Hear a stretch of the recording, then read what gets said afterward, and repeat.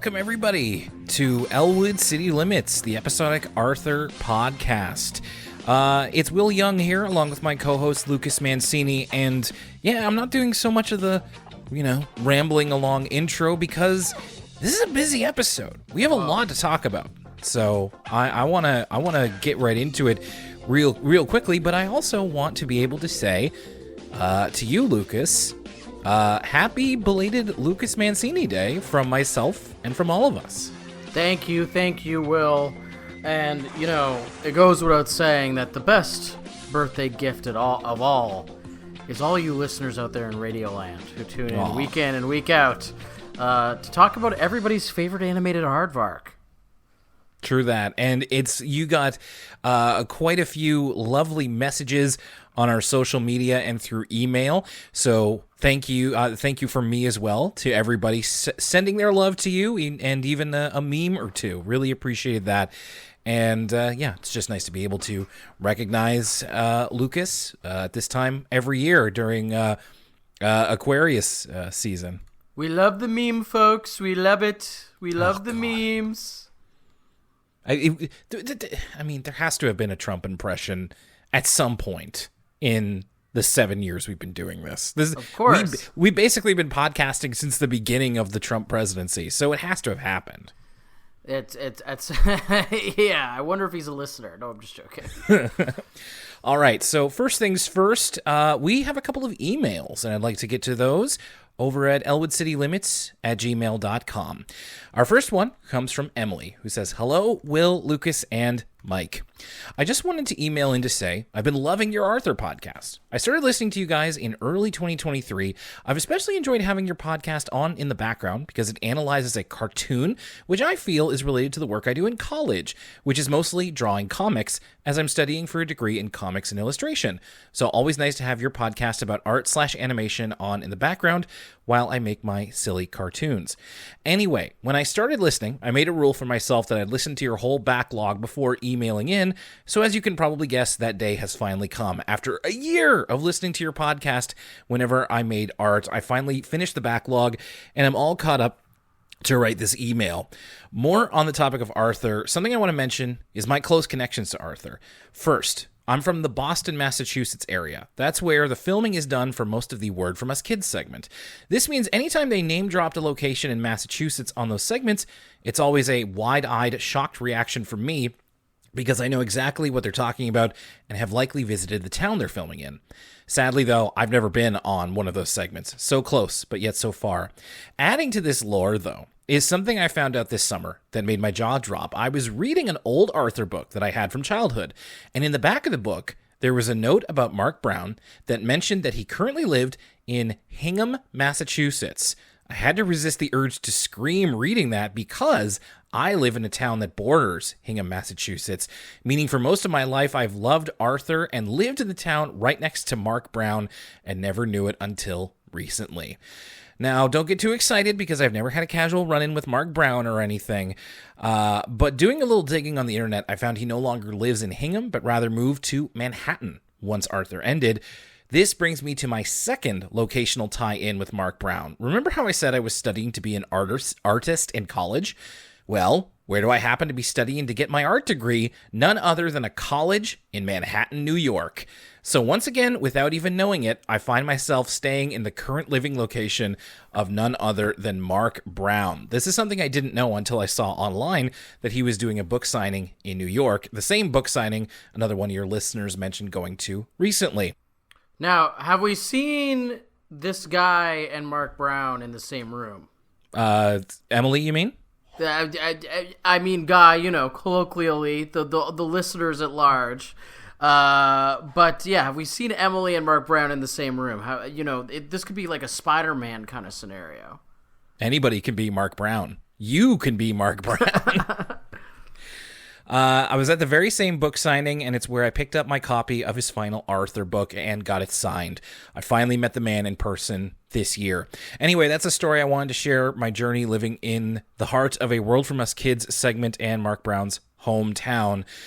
P.S. to Lucas specifically, I swear you and I share brain cells because I'm also awful at math, have ADHD, and never failed to laugh at your sense of humor. Lucas, I didn't realize you'd gotten a diagnosis. I do not have an ADHD diagnosis. I was gonna say, like, but I don't know. I feel like to use the Zoomer parlance, perhaps I'm coded. Will perhaps this listener knows something I don't. My biggest laugh by far was the time Will asked you if you did the math along with the kids on the show, and your immediate reaction was something along the lines of screaming, "Oh, hell no," into the mic. Thanks for keeping me entertained while I make my silly drawings. That's from Emily. They are also at drawing_fandom. That's fandom with an E on the end, if you want to check them out. Thank you, Emily. Next one is from Funith. That point you guys made about kids' media today being too sanded down really hits home. Heck, even stuff like Adventures from the Book of Virtues in the 90s didn't shy away from heavy subjects like death on the battlefield, severed heads, racism, and slavery, and that was on PBS. But modern Western media would rather act like there is no war in Ba Sing Se and project that they can't handle those heavy subjects while acting like they speak for audiences.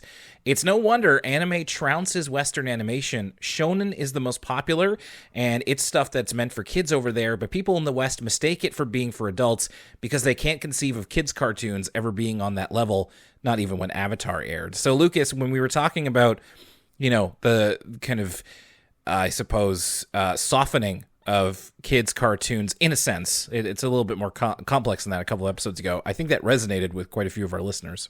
Well, and I think this listener would do well to listen to our most recent Patreon episode about The Amazing World of Gumball, because I think that there's a little bit of that, it's not quite the same thing, it's a comedy. There's a little bit of that adult sensibility in there. We got at least one joke where it's implied that there's like a dead baby or something. And so if you want to hear about how that could have possibly come up in Gumball, you're going to have to subscribe to that Patreon episode. So I don't know if this is necessarily the case. I'm sure Bluey at some point deals with PTSD from war. But I actually do largely infertility, agree. I know that for certain. I actually do largely agree with this listener's sentiment in, I think I've talked about this before about when I was 13, what originally drew me to anime was that, it was a serialized show, and the characters would grow and change, unlike children's cartoons, and also, there was blood and fighting and death, which I wasn't used to, and there was permanence to the death as well, something I wasn't used to in kids shows. So it makes sense to me that this listener has the same reaction, though I wouldn't cast it with such a broad brush. There are some, like I said, Gumball, Bluey, kind of in jest, but also kind of truly Bluey's pretty punching above its weight, I think, in seriousness. There are a few exceptions. Next one is from Robin. Hello, Will and Lucas and Mike. As they say in the biz, long time, first time. My friend Jackie and I actually discovered your podcast in the spring of 2020 when we wanted to start our own Arthur podcast, but then we discovered one already existed. For the record, our podcast was going to be called When You Get Caught Between the Moon and Elwood City, a double parody of the show Arthur and, of course, the lovely piece of cinema that is the movie Arthur. I'm also caught up with the back catalog as I've been listening over the past 4 years, and there are so many things I've learned about you two. For example, Lucas's hatred of the Cavs. As a Clevelander and having worked in the town LeBron is from, how very dare you? Listen, I am you have to respect LeBron. Will, to put this into parlance you would understand, Thank LeBron you. has almost a John Cena-esque kind of shadow he casts, especially current day John Cena, where you kind of have to love him because he's a legend. The problem is, you folks in Cleveland, first of all, you've had your championships, you had your big celebration with LeBron, so you're no longer a punching bag. Okay, so you can enjoy that, rest on your laurels. Second of all, I had to watch the Cleveland Cavaliers knock the Raptors out of the playoffs year in and year out, okay? So it is I who am the victim, okay? I'm sorry that you had the best player, in the world and in a generation. My bad. I'll go a little bit easier on you folks in Cleveland, Ohio. But no, of course I respect LeBron. If you love basketball, how can you not? But I will never forgive the Cleveland Cavaliers for how they've embarrassed my dear Raptors year in and year out.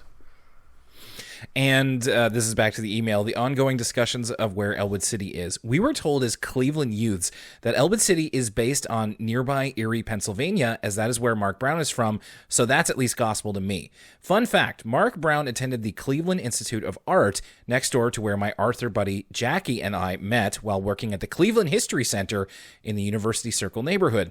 Maybe Jackie and I are the female version of Will and Lucas. We both met at work and have 4 to 5 years between us, and love Arthur. Arthur was a huge part of my early TV life. I attached a picture of my cousin Jenny and I at Tower City in Cleveland circa 1996 when we got to meet the legend himself. Cool picture. Thank you for doing that. I also grew up playing Arthur's Reading Race 10,000 times a day, and Jackie and I have even played an Arthur Goes to the Library memory game as adults to reminisce on the days of yore. Anyways, thanks for a great and long-lasting show that keeps me company at the gym and while I'm doing stuff around my house. I actually just joined the Patreon as a present for me for getting a cool new job. Congratulations. And so I could listen to the Homestar Runner episode. Teen Girl Squad was a pivotal part of my internet growing up. Listening to you guys over the last 4 years and catching up on the back catalog has been oodles of fun.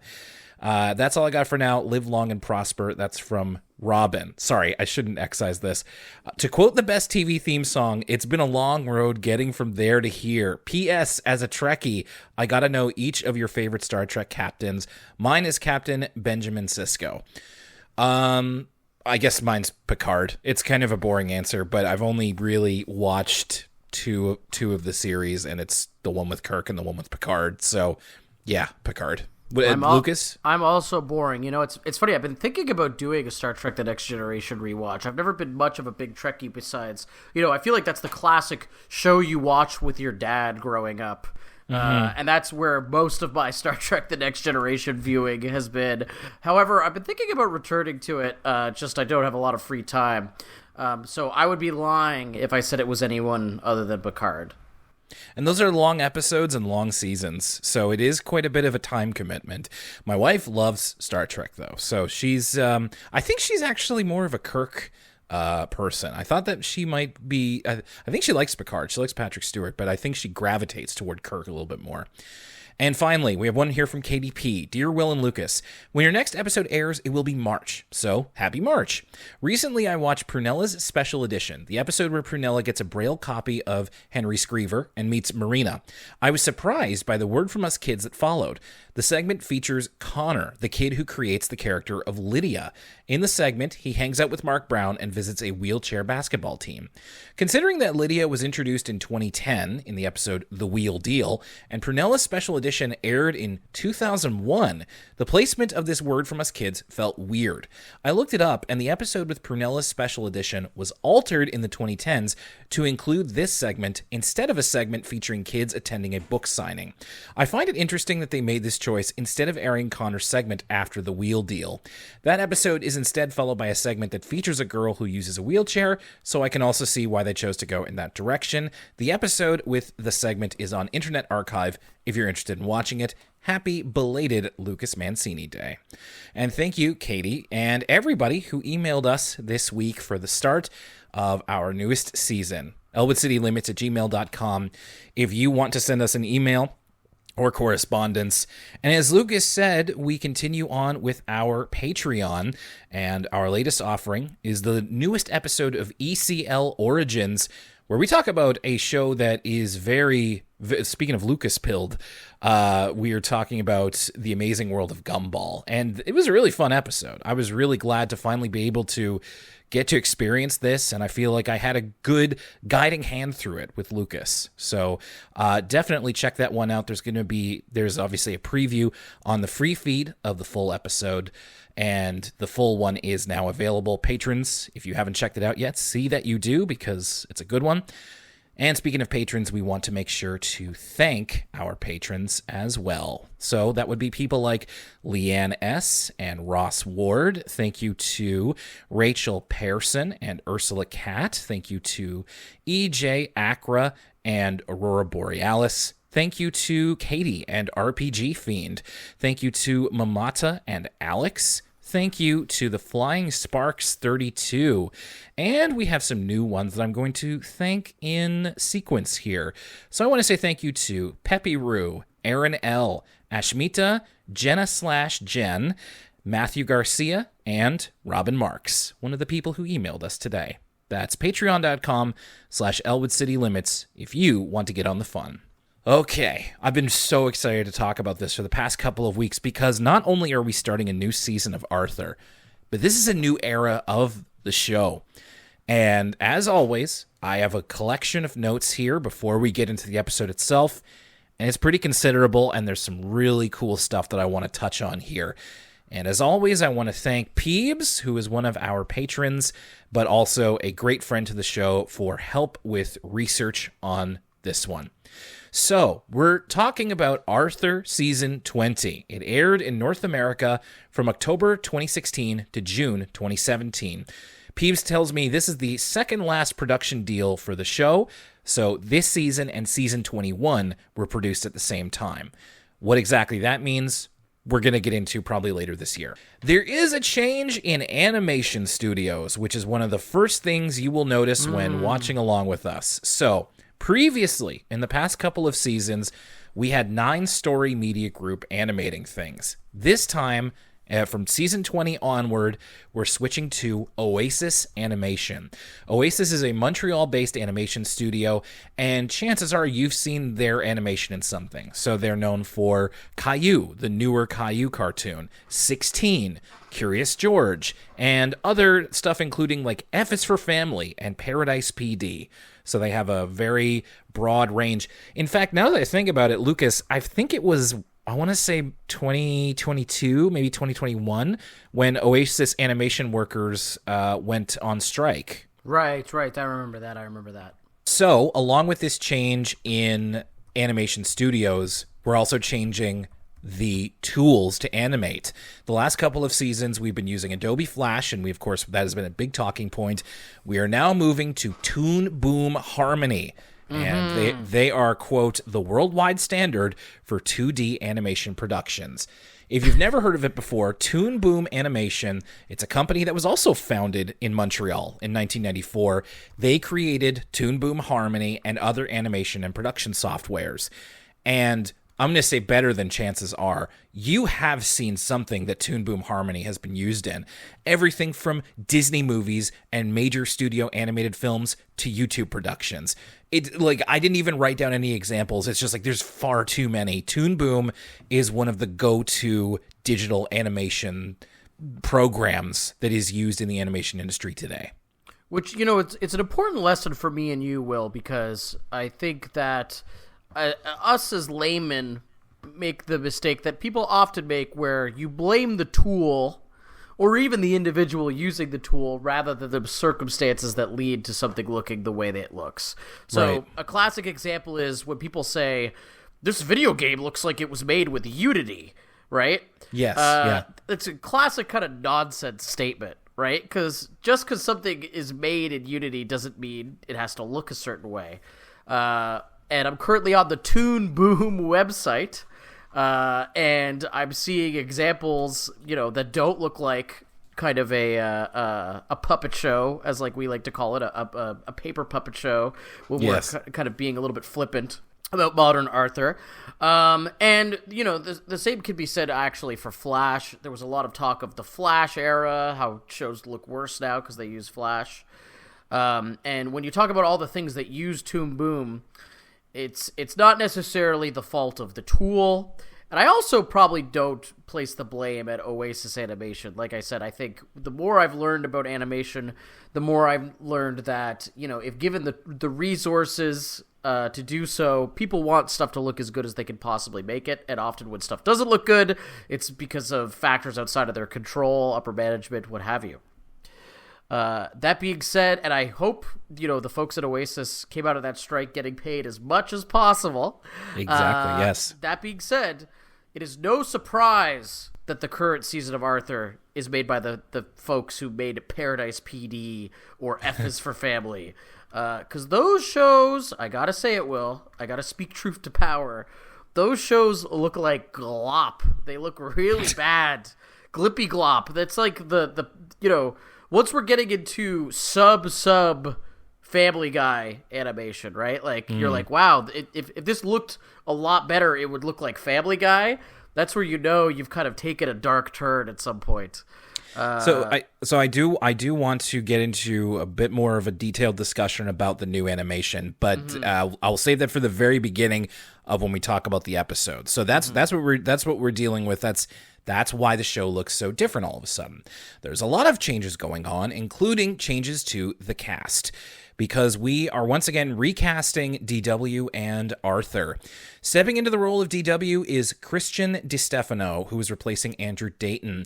DiStefano actually is an Arthur actor. He previously voiced James in seasons 18 and 19. He also had roles on Paw Patrol, Odd Squad, and the Chucky TV series. So he's still a working actor, and I do believe he was interviewed for the Finding DW podcast made by friend of the show, Jason Schwimmer. So if you haven't listened to Finding DW, check that out. But now you have another episode that you can also check out and be a little bit more informed on what Christian DiStefano sounded like as a kid. And now playing Arthur is Jacob Urso-Marzo, who is replacing William Healy. This was Jacob's first big role, and he would go on to be in productions like PJ Masks and With an E, the Netflix series, and a lot of assorted voice roles. Two roles that we don't hear in this episode are the Tibble twins, and they have been recast. So Samuel Faraci and Devin Cohen are the new voices of Timmy and Tommy, respectively. Samuel Faraci has had several guest spots on Canadian productions. He's done voice work as well, including Super Y, which we covered on For the Kids on our Patreon, and he was the voice of Rocky on Paw Patrol. Similarly, Devin Cohen has been a voice on Paw Patrol. He's the voice of Rubble, and he's the voice of he has voiced Daniel Tiger from Daniel Tiger's Neighborhood. So we've got the For the Kids connection with the Tibble twins and the Paw Patrol connection. These kids, I think they're a bit more grown up now, but man, voice acting vets at a young age. Another big change that we are going to be seeing is that this marks the beginning of shortened seasons. So for the longest time, Arthur seasons have routinely been 10 episodes long. Now, it's going to be 7 episodes long. This season and season 21 are 7 episodes, and it will only get shorter from there. So we will be going through these at a little bit of a quicker clip. And it's going to be a little bit of an adjustment. So far, with 7 episodes, I was thinking, like, is that going to change the way that we typically do the season recaps? I think, I'm going to see if we can find 5 episodes that we like because those aren't just episodes, those are like parts. So really, we have like 14 to choose from. True. When we get down to the really short seasons, we'll probably have to make those top 3. Best list, yeah, top 3 probably. But for now, we'll stick with top 5. It's just going to be weird to have a bit of a shorter Arthur season. What is returning is the 1-hour specials. After a 15-year absence from Arthur, It's Only Rock and Roll, we're starting the 1-hour specials again this season. So we get DW and the Beastly Birthday, and Arthur and the Haunted Tree House. And keen ECL listeners will know that you can listen to full-length commentaries on both of those by going to our free feed and our YouTube channel. You can just search for those on YouTube or look for those in your podcast app. And yeah, full-length commentaries. I will say those were made a couple of years ago, and it was before we started seasons with LaDonna and Bud in them. So our biases are not on display there. We're a little bit so keep that in mind, but we still had a lot of fun recording those. I bet it's pretty funny to go back and listen to those, because I bet we're like, I don't know about these LaDonna and Bud characters. Maybe we'll when we get more from them, we'll like them. And then it's like how wrong we were. Yes. See how we are when we're uninformed, and then come back and be like, oh no, it didn't quite happen the way we thought it would. Something also, now I must admit, I didn't see this in this episode because I kind of forgot to look out for it. Apparently you can see Mark Brown as an animated background character in this season and going forward. So if you're familiar with what the caricature of Mark Brown looks like, keep your eyes open as we continue watching. Is it supposed to be like a running gag? Like, is it like the soccer ball where it's in every episode? I think it's just that, like, among the cadre of background characters that they have, he's just going to be part of the, like, just a little shout out as we get into season 20 and forward. Finally, as we always like to do, where were we when this episode aired? And I'm delighted to say that we're finally in the life cycle of Elwood City Limits. October 2016 is when this starts, and 2 months before that, we had our first episode of Elwood City Limits. Wow, so now we can be on high alert for Elwood City Limits references. Except if there would be any references, they would be referencing the episodes we recorded about season 1, right, back in 2015. So we probably wouldn't be able to spot them, even if there was any. I do wonder, though, if there's any of the... Because, one of the reasons we started Elwood City Limits is because of meme magic. Arthur was big in the news again because of the Arthur Fist meme.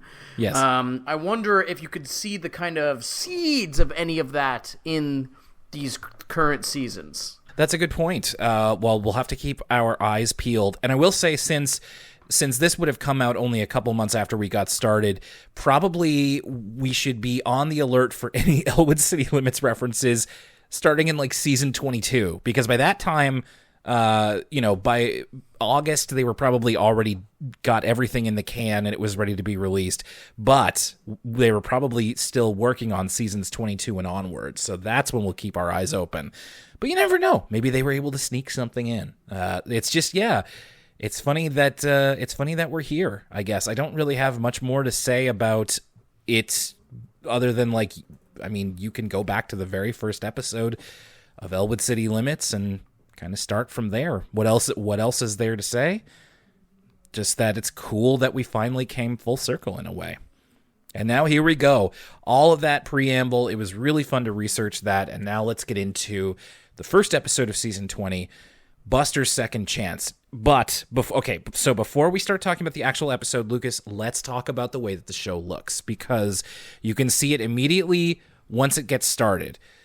So I will say that I have a compliment and I have a drawback. Let's say it's like you're a manager, Will. It's like you've gone to HR management training. Compliment sandwich, except this is an open-faced compliment sandwich. Yes, exactly. I love that. I was like, I don't have two positive things to say, but open-faced compliment sandwich. Yes, absolutely. Okay. So what I like is that the new animation moves very smoothly. Now, you mentioned this earlier, Lucas. We get in the previous Flash seasons, we call them, we did sometimes have characters moving a bit stiffly in the frame, and you get that paper doll effect. Like, their joints are being moved, but the sense of movement is a little bit stiff. And I don't think we have that as much anymore. I think that the characters move around more similarly to when this was traditionally animated, and it makes sense for a tool like Toon Boom Harmony to be able to allow that. It seems that this is allowing them to just exist in the world a little bit more naturally, and it helps me to get into the episode. The problem that I have, and let me put this disclaimer out there again. We do this all the time, but I just want to be clear. I do not have a background in animation. I do not purport to be an animation expert, and I say this knowing that I have no doubt that every animator on the show worked really, really hard and are proud of their work, as they should be. This is just, as a viewer, what I am noticing. The character designs look really off to me somehow. and I have a hard time putting it into words, and I'm what exactly that means. And I'm hoping that in talking to you about it, Lucas, we'll be able to figure it out. I put down here, they look almost sketchier in a way, like a little bit less uniformly designed. You know, in the previous ones, it's like with let's again the paper doll effect, you're at least moving around designs that are pretty uniform all the way through. Whereas I'm having such a hard time putting my finger on this. If there was just, I would find myself looking at the characters sometimes and it'd be like, oh, their head looks small, or in that position, their mouth looks weird. They look off model, if you will. Yes, off model, and like sometimes when you do off model in cartoons, you can lead to a lot of like really wild takes and like images that are appropriately like nuts, but whenever in a the good way. Simpsons are looking directly at the camera is the classic example. Yes, exactly, like the in-between frames and stuff like that. But when they would look off model, it'd be like, oh, this looks like wrong somehow. It reminded me a little bit of how there in the 2 seasons before we got to the Flash years, and they started to use, they were still using traditional animation, but they were kind of cleaning it up with CG assisted tools. Yeah, and I remember then, yeah, and I remember then it was like the look of it was also a little bit off in a similar way. And I gotta say, there were times when I was watching this where it looked like a really good Arthur fan animation that you would find on YouTube, as opposed to looking like Arthur. But Lucas, I mean, this is something that you're quite passionate about. Yeah. And you kind of alluded to your feelings before, but what do you think of the way the show looks and moves now?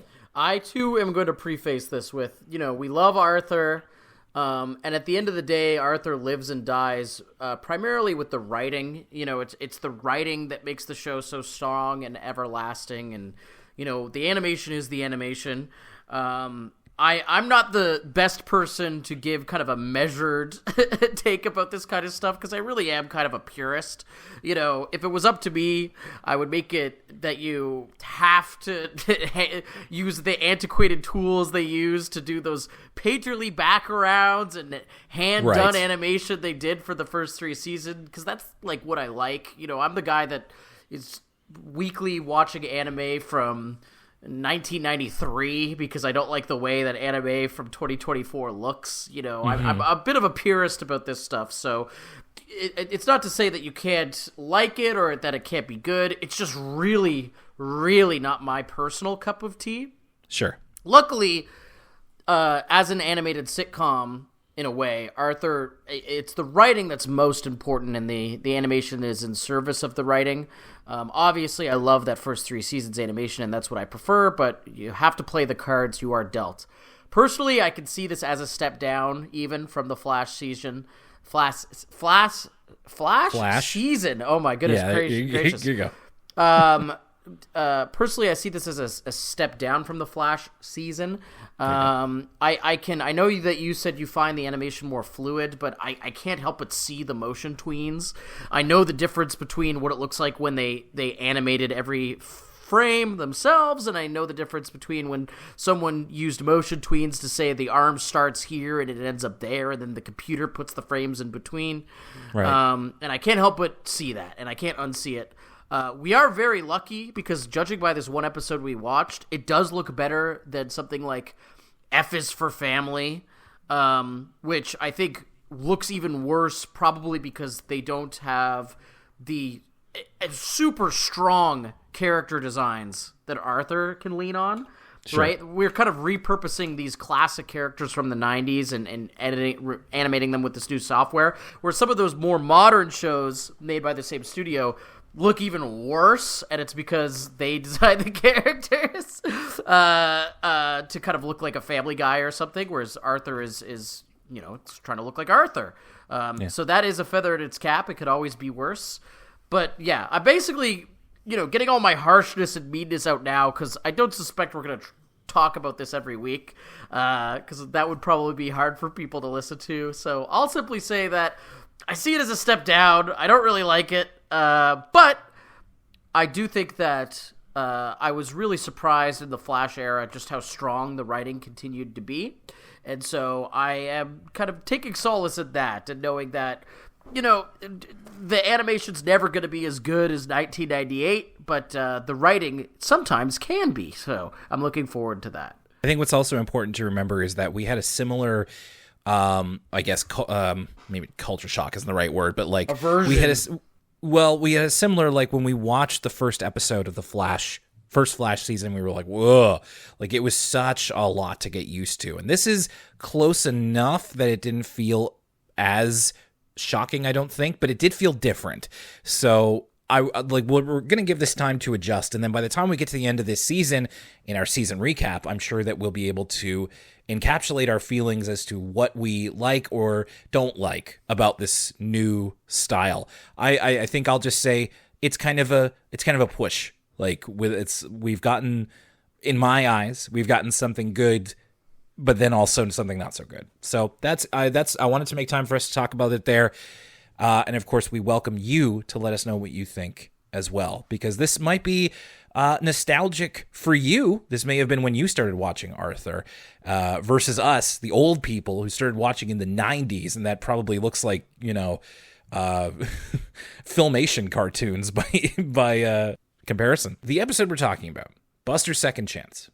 Buster used to be Arthur's best friend, and we see these flashbacks to previous moments, and this is again drawing on the deep well of Arthur references that the writers of the show continue to enjoy putting in, and I like to see. So we actually see a little bit of a reanimating of a scene we got in the first season where little Buster meets little Arthur. The first time they met, Arthur was in the sandbox, and they literally say, Hi, I'm Buster. My name's Arthur. Hi. Well, see ya. And then Arthur pours sand on himself, and then it's just like they were best friends. We also there's quite a few mentions in this episode of the Love Ducks, which is a episode from many, many seasons ago, and how that's something that they share together. So we get this little montage of all the ways in which they're friends, including there's a shot of like Buster in an alien mask and Arthur in a scuba suit playing checkers together. And so they were best friends until this week. ... The actual matter of this episode is that the Brain has won a statewide science competition, and his part in the competition was that he identified bacteria that was present in the local water fountains, which Buster is offended by because he always knew there was something up with the water fountains. We see a quick clip of Buster taking a taste of a public water fountain, and he says, "Definitely fish with just a hint of feet." So something weird's going on with that water, but the difference is that Buster Buster never took the steps to prove what was going on there. He just always kind of knew. He didn't gather the qualitative and quantitative data.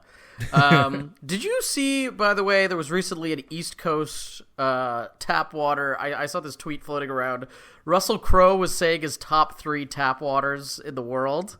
Number 3 being New York City, number 2 being Reykjavik, and number 1 being St. John's, Newfoundland. Really? No, I didn't see that. What a boon for St. John's. It's, I think our tap water is fine. The only other tap water I can really remember is nearby Cape Breton, which I remember being really salty when I was little. So that's about the most I can say. I've been Brita-ing it for many years now. We also have Buster telling us that as a little kid, he was taken to a brainy kids school, as he calls it, and he was given tests to determine how smart he was. The test being, he's given a marble, and then where do you put the marble? Do you put it in the jar with marbles or in the jar with something else? And Buster puts the marble up his nose. So, which is very shocking to like Arthur, who he's just like, you put it up your nose? And I'm like, I thought he was going to swallow it, to be real with you. Like, I thought he was just going to eat it. Putting up his nose like he's Arnold in Total Recall is still pretty crazy. It's pretty odd, and I like the justification that Buster gives, that it was so obvious that the marble goes into the jar with the other marbles that he thought it was some sort of trick question. So him putting it up his nose was him playing 3D chess. Right. So Buster, what he wants to do is he wants to go back in time so that he can go to the brainy kid's school and be as smart as Brain, which will then allow him to be as well regarded as Brain. So Arthur and Brain tell him right away that time travel is impossible. So Buster goes for a third opinion, which is reading a comic book called Professor Timekeeper that explains the theory of time travel. Buster, I think he's like, so George is like the dyslexic character. He has dyslexia, but Buster, I think, has like, if not dyslexia, then at least just kind of generalized reading trouble, which is pretty consistent with the way that he's been treated throughout the series. And one thing I really liked here was when he's reading the comic book, he's reading it out loud to himself. And when they get into scientific terms, he'll just go like, it's like, as I told you, Professor Timekeeper, big word, big word, big word, big word. And he just skips over it that way. I thought that was really cute and also something believably childish that someone would do. Like, I'm pretty sure I used to do that when I would read comics or books that had like a lot of scientific jargon as a kid. And that's how you learn new words is, you infer via context clues. So Buster falls asleep reading this comic, and in his dream, he is able to go back in time. He goes back in time, and not only does he put the marble in the correct jar, but he does like a little magic trick. He like takes the marble from behind the teacher's ear, and he says, "I read it in a book." And then this leads to Buster growing up, where in the future, he's still in the third grade. So he takes AP classes in the morning before going to Lakewood Elementary, where he's not in third grade, he's in fourth grade because he's got to skip the third grade. And his entire outfit is different. He's dressed in a white button-up shirt, he's got squared glasses, and everybody treats him like a genius.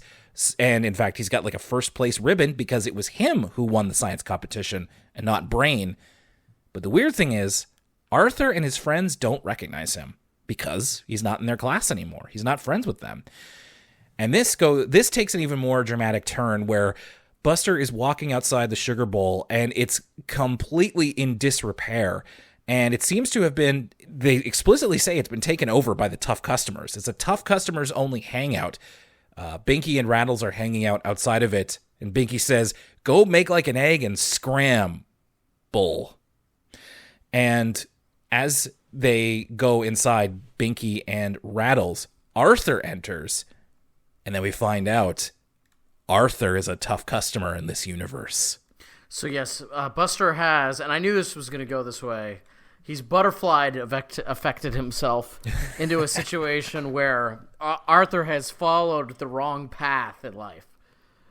It's funny that was your reference. For me, I was thinking of that reboot episode, the one with the funhouse, where Dot loses the game and then Enzo turns into like a bad dude, and it's like Mega Frame instead of Mainframe. So, but yours is a bit cleaner, the butterfly effect. Although kids don't watch the butterfly effect. Like it's okay. Like you don't have to. So Arthur is known as Specs. He's got green tinted glasses, he's got cowboy boots, and he wears a leather jacket, and he's like super tough guy now. And he's hanging out with the tough customers. In fact, the tough customers are deferent to him. Binky gets him a soda. Buster goes over to Arthur's house. DW says, Arthur's not at home. He's with his dopey friends. To which Buster says, but I'm his dopey friend. There's a couple of good lines in this episode. Arthur and Buster end up meeting at the comic book shop. Arthur in this universe is very standoffish because he's a tough customer, doesn't have a lot of friends, but he does admit to wishing that he had a friend to do all kinds of uncool stuff with, like play checkers and read The Love Ducks with.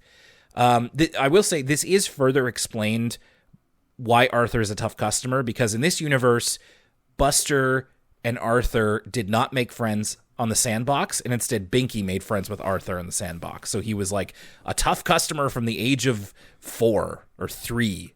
So he was doomed from the start. And Arthur seems to be really trapped in this role that doesn't suit him, where he is where he was just Specs and he can't be as nerdy and uncool as he would want to be. Again, this isn't Buster's dream, so nothing really comes of this. Buster ends up waking up and being thankful that he has the relationship with Arthur that he has. The episode ends with Arthur and Buster, they're deciding to go investigate the goat smell in Buster's locker. And like Buster's so happy to have Arthur back. They're going to go investigate the goat smell, but first they need to find out what a goat smells like. So they're going to go to the zoo. And Buster says, "Let's go smell some goats." And nothing really comes of that whole future thing. Although I do wonder if we'll ever see Specs again, or if that's just a one-off. And now, a word from us kids.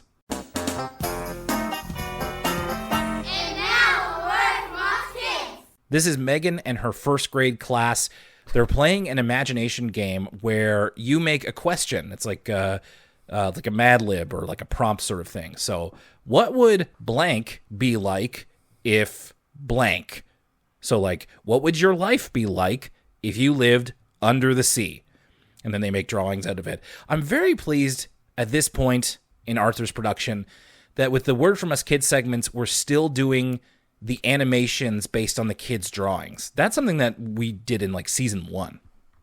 I wonder what tool they're using to make those animations, right? Because they have such a different look. Like, are they making those in Toon Boom animation? One would assume. I can't imagine they wouldn't be, but it does. Those at least look consistent with the way they have always looked. So, I mean, I guess there's only so many ways to like truly animate children's drawings. So I just appreciate that still there. Sometimes we take a little bit of a step back and be like, when in the earlier episodes, we're just like, oh, those kids are probably our age or older by now. And I did a little bit of mental math. So these kids who are in first grade here are probably still in junior high right now. Okay. So they're part of like Alpha. Gen Alpha. Yeah. And I'm sure their teachers are only going to get younger and younger, which depresses me a little bit. Not much to say about this one. It's just kind of using your imagination like Buster did. My favorite hypothetical is the kid who says, imagine if his house was on Jupiter, which he says aliens would be coming to my house. And that's just weird. Yeah, that's right. And there's a little girl who does like a really good old person walk that I appreciated as well. Hi everybody, it's Lucas, your favorite co-host from Elwood City Limits. I want to remind you folks that if you like listening to the podcast, first and foremost, the best way to spread the love is to tell a friend who is interested in Arthur or podcasts or animation or hearing about Nova Scotia for some reason.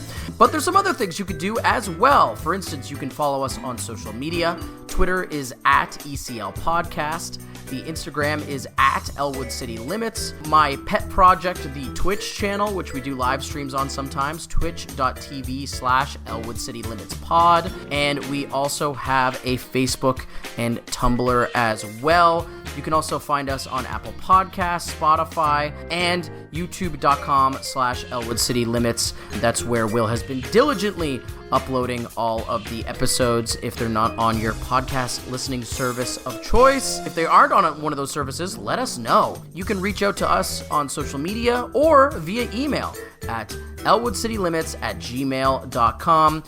Finally, the Patreon is where you can find all of our paywall content, patreon.com/Elwood City Limits. This gives you access to the Discord, where we have a bustling community, as well as some exclusive videos, audio bonuses, such as commentary for the various Arthur movies and more, as well as some of our additional podcasts. For the kids is where me and Will cover all the PBS shows that aren't Arthur, as well as ECL Origins, where we really talk about any show from our childhood that we want.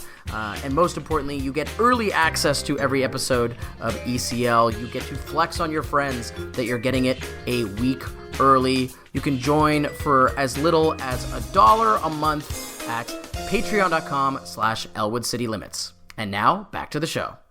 And now, back to Arthur. Second part of this episode is Arthur and the Whole Truth, which finds Arthur, who is he's practicing piano because he's going to be doing a big recital. And he feels that not only is he not improving, he might actually be getting worse at the piece that he's trying to memorize and play. And his dad says that he sounds fine. But man, Arthur wishes that his mom and dad would just tell him the truth instead of being supportive, which is like, Arthur, check your privilege, my guy. At least you have like a mom and dad who are supportive, you know? Oh, I was like, what are you talking about? Now I understand. At least he's getting a monochrome of support. Yeah, exactly. Well, you know what they say, Will. Hard times create hard individuals. So perhaps Arthur would. It's about extremes, right? It's not just about having unsupportive parents or overly supportive parents.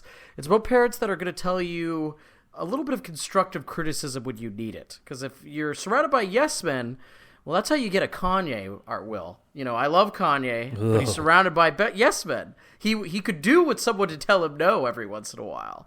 And maybe that's perhaps what this Arthur episode is hearkening towards. I mean, speaking of, you know, when this season of Arthur would have started, we were probably still talking about Kanye in 2016 or 2017. 2017, excuse me, yeah, but in like a way different context than we do now. Oh my God, there's so many things that have changed in the last 7, nearly 8 years, including that, but I'm certain that Kanye's probably made his way into the episode description before. Arthur, we also see that Arthur's bedtime is 9 o'clock, which I just kind of thought was interesting. So yeah, Arthur wants his family to tell him the truth, which DW was happy to tell him the truth. In fact, she goes a little bit too far, like, it's making sure that he flosses as well as brushes, just being like overly truthful to the point of like mean, which is her way. So the actual episode is that Arthur creates a diorama for a project for school. Did you note the description that he had of this? Because it's a cave family. And he says there's cave mommy, cave brother and sister, and cave daddy, which is a Lucas Mancini original term coined in the episode where they go to the Bat Caverns.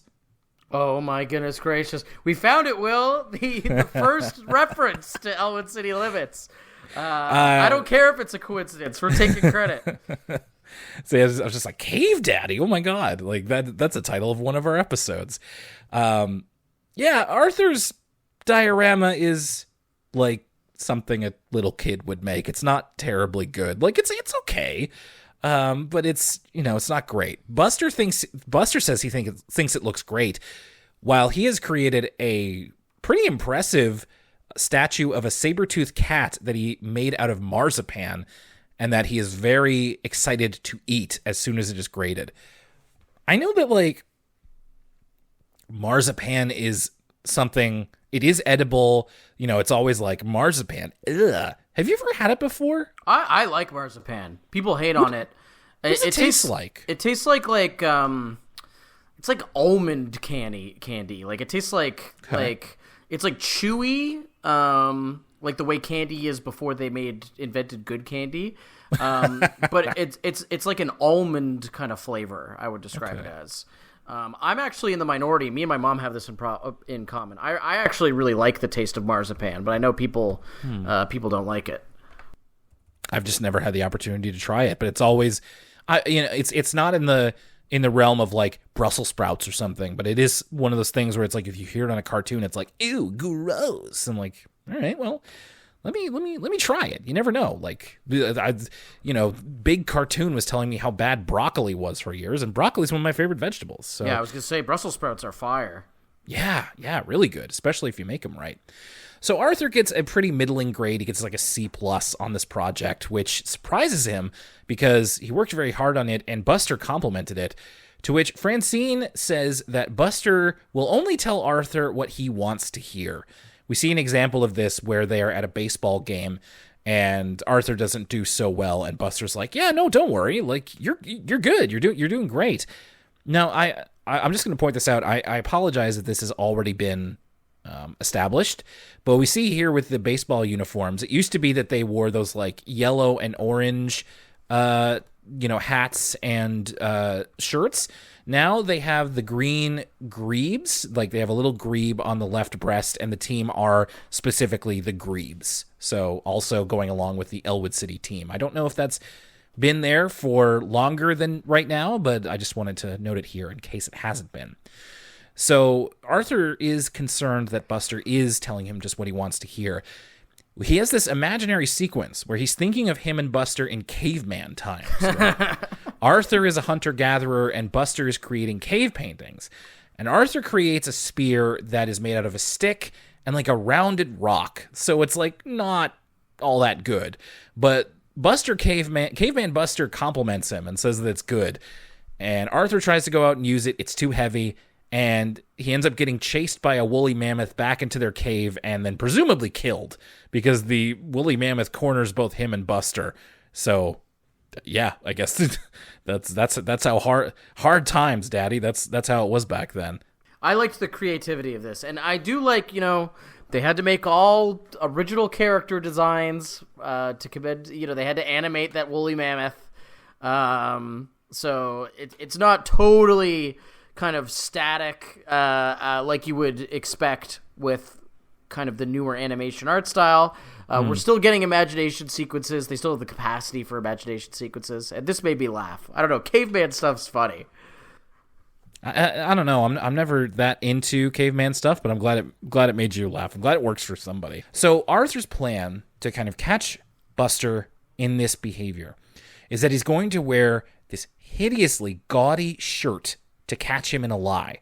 So he wears it to the Brains Mom's ice cream shop where he meets Buster, and he reveals it. Now, this is something that Arthur sets up in the previous scene. He says that his Uncle Fred got him a shirt when he went to Las Vegas. And this shirt, it's a pink. It's got pink for the background, and almost a salmon. Yes, and it's multicolored. The predominant color is neon green, and it's depicting a casino and hotel in Las Vegas. And it's super gaudy because apparently Uncle Fred is colorblind, and that's the Uncle Fred from Arthur's Perfect Christmas. And yeah, it's pretty. It's very loud. I wouldn't say it's exactly pleasing, but Will, I gotta take issue with this. I gotta call it like I see it, Will. This shirt, okay, let's say that Uncle Fred bought this shirt at the Tex Hotel as a novelty, kind of Tex Hotel gift shop, because that's what the shirt is displaying. Yeah. This shirt, if this is legitimate all over print, okay, it's a rigger tee, all over print. I'm counting 1, 2, 3, 4, 5, 6, 7, 8, 9, 10, 11. There's like over 12 different colors on this shirt. And if you know anything about t-shirt screen printing, okay, let me just say, I would go as far as to say, Will, this is drip. Not only is it drip, if Arthur was to throw this thing on Grailed, on Depop, okay, and we can't assume it's vintage. We don't know when the uncle bought this shirt. Okay, right. If it's from the 90s and it's single stitch, this thing's going for like $300. Okay. Now he did say that he had to get it from the attic. So that's what I'm saying. If this is single stitch, if it's from the 90s, this is at starting price $120, and the ceiling, the sky is the limit. We could go up to $400 with this thing. Okay, I've looked at.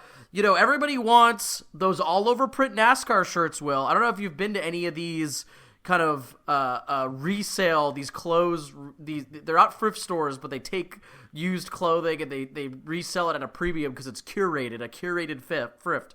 But they're paying a pretty penny for all over NASCAR t-shirts, and if you got an all over, a giant The Rock shirt or something, like vintage wrestling shirts, forget about it.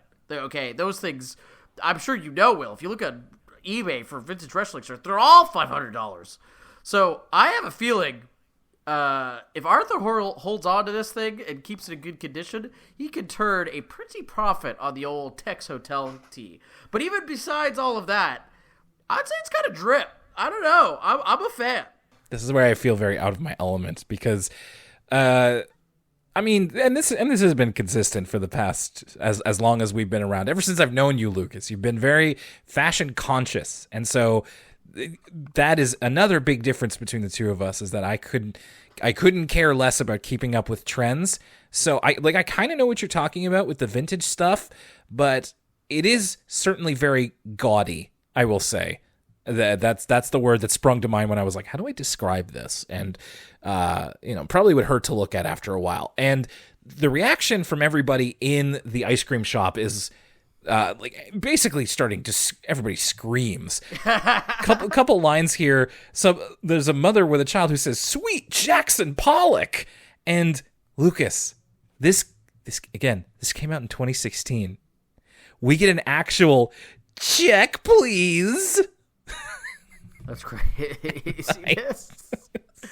I hope we're still getting "check, please" until the day I die. I hope I'm going to be 80 and there's going to be sitcoms with a guy going, "Check, please." I'll have what she's having. Right. Buster, obviously hates it. He reacts to it very negatively, but then he finds a very mildly nice thing to say about it. Then Arthur catches him in this lie, and he storms outside. Buster stops him. He says that normally he's this agreeable because he hates fighting, and he doesn't want to cause any disagreement by saying how he really feels. But Arthur encourages him that he can tell him anything, and that having his own opinion is not, an attack. It's not starting an argument. It's just how he feels. So Buster is immediately more honest with Arthur.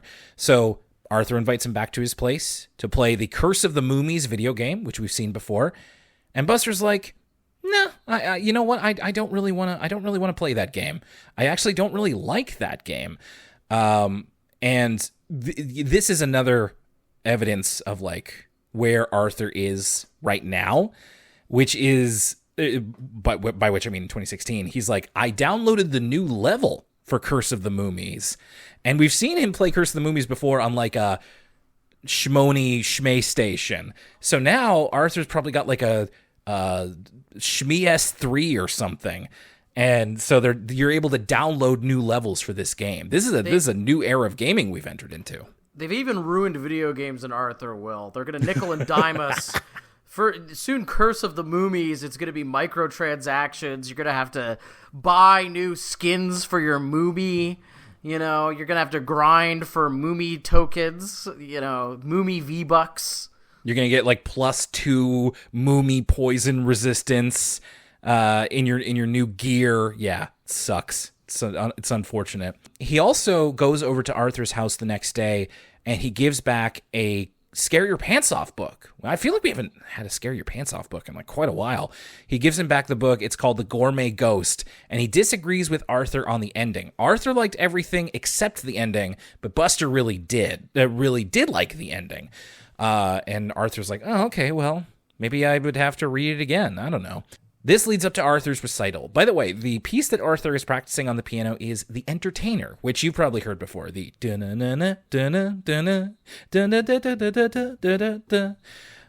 so he does pretty well at his recital. He manages to get all the way through it. It's, appropriately a little halting for an 8-year-old kid. And everybody has nice things to say afterwards. Buster gives a very mild critique. He says that, you had a couple of mistakes in the beginning, but then after that, it was all fine. And then Arthur takes this as an attack. He takes this entirely the wrong way. And he storms away because he thinks that, why would you ever say something like that to me? But on the drive home, DW agrees with Buster's critique. Again, whenever we talk to her in this episode, she's very, very honest. And Arthur realizes that maybe he was a little bit too quick to judge Buster there. So the end of the episode is that he goes to Buster's house to apologize. And Buster is also apologetic, but so Arthur realizes that he was in the wrong there. And Buster made Arthur an edible piano out of marzipan, which Arthur tries, and he gets a comical reaction to eating the marzipan, which again, I'd like to try some marzipan. I wonder where I can find it. I wonder how much it goes for. Just a little bit. You never know. Season 20. We have well and truly begun.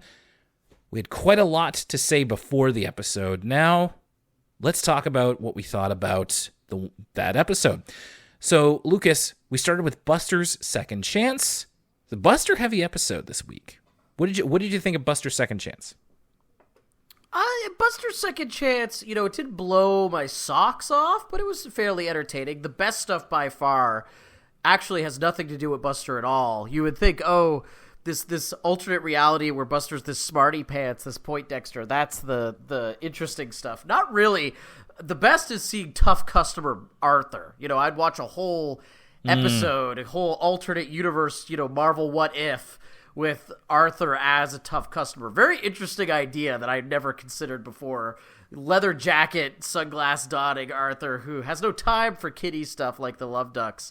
That's by far the most interesting portion of the episode, but we don't really get into that until the final third. But I don't know. Thinking back on it, there was some stuff that really caught my attention. I think it's a quite. I don't want to use the term interesting again. It's quite, it's a food for thought with the moral. It's kind of a nature versus nurture meditation.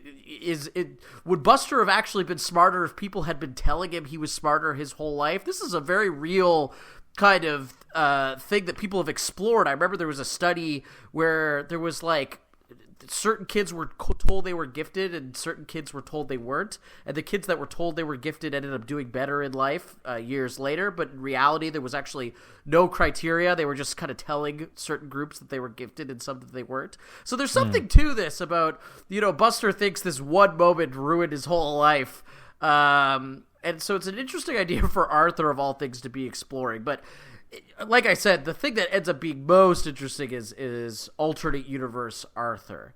That being said, I again, it's not like one of my favorite episodes ever or anything like that.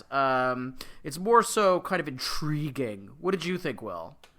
Intriguing is a good way to put it, because I think it brings up some interesting what if scenarios, which are always fun, especially in as long-lived a cartoon as this one.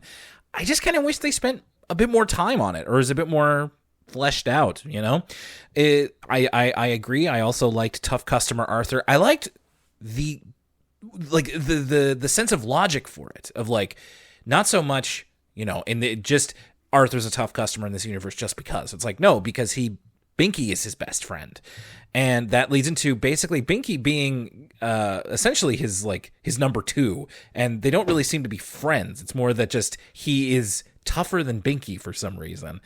And Buster being a smarty pants, there's some interesting stuff that we pepper in there, but I was just I want to know more. I know it's just a dream, but still, they had me interested enough that I wish it was more of the episode. Because other than that, I'm kind of mild on it. It's fine. I don't love it or hate it or anything like that. It's just everything that I was interested in didn't get enough time, but there was a fair amount of funny lines and references back to classic Arthur, so there is that.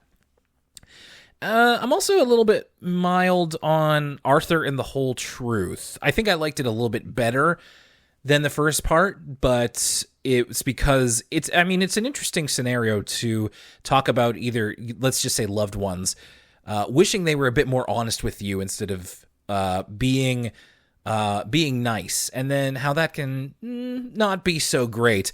Although I think there was more to it. This is another case where I think that the ending felt a bit rushed, where I wish we could have gotten to Arthur's overreaction to Buster's honest critique a little bit quicker, so that we could draw out the end part a little bit, because Arthur kind of realized his mistake a little bit too fast, and I would have liked to see him really stewing in it. And because it wasn't about Arthur it wasn't really about learning a lesson. It was more about them having fun with Buster being kind of a yes man, and then going back on that. But I don't know. I just feel like a little bit more could have been done with the specific parts of to show me a little bit more of Buster being brutally honest, or show me a little bit more of him being, they showed enough of him being a yes man, but yeah, I think the brutally honest part would have been a little bit more interesting if we'd gotten maybe just a little bit more of it. But again, it's fine. There's some imaginative parts, like the caveman part. I think that's a good point you made about it's a return to one of those classic Arthur fantasies. some good lines that I genuinely did laugh at. So I did like it a bit more than the first story. But yeah, still a little bit like kind of cool on it, I guess. I agree. I liked this one a little bit less than Buster's Second Chance, and it's mostly because I feel like in the third act it does kind of fizzle out. Like, it doesn't really reach this apex where they find middle ground with don't be too critical, don't be overly critical. I feel like we get out of the episode just as quickly as we're starting to introduce the moral, and it does really leave you with a shrug. That being said, the strength of the episode is that it is quite funny. I did really like the caveman stuff. But yeah, didn't leave as much of a lasting impression, and didn't leave as much, like I said, food for thought as Buster's Second Chance. So yeah, I who's to say if this is going to be indicative of the season ahead of us or the era ahead of us? But I have hope. We've done this. This is the 20th time that we're starting an Arthur season, and there's definitely been ones that we've liked that have started off a little bit mildly. So hardly an indicator of what's to come. And speaking of what's to come, well, we're into it now. We've got a whole new Arthur season ready for us to discover, and we're very excited to do so. Now, I will say that we are coming up into March, as one of those emails said, which means that we're going to be having a brand new Patreon podcast at the end of March, and we're going back to For the Kids. And now that we're outside of the PBS banner, or at least we're stepping outside of it a little bit, so, still thinking about a couple of PBS Kids shows, I think it's definitely time to tackle some heavy hitters of the kids' world. And this is one that has been requested for quite a bit of time. So, Lucas, at the end of March, you and I are going to be talking about, well, actually, instead of telling you, let me ask you, Lucas, can we fix it? I'm going to be the kind of dark and twisted evil kid and say, well, no, we can't. Oh, that's right. I was a real big rebel at 7 years old. Well, I guess we're going to find out whether we can or not, because we're going to be talking about Bob the Builder. So look out for that at the end of March, patrons. And of course, if you're on the free feed, you will get a preview of that too.